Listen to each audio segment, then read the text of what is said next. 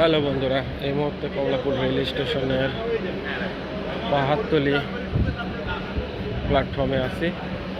এইমাত্র আমি মধুমতি এক্সপ্রেস থেকে নামলাম, একটু রেস্ট নিলাম। আধা ঘন্টা মতো বসে থাকে, সবাই যখন বেরিয়ে যাচ্ছে তখন আমি হাঁটা ধরলাম আর কি।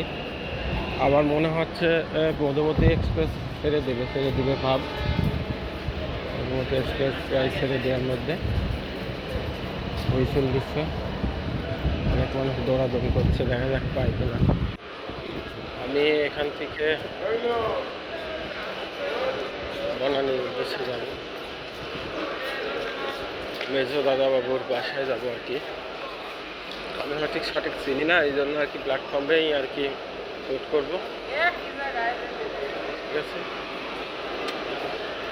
ধন্যবাদ সবাইকে। আবার পরবর্তী ভিডিওতে দেখা হচ্ছে।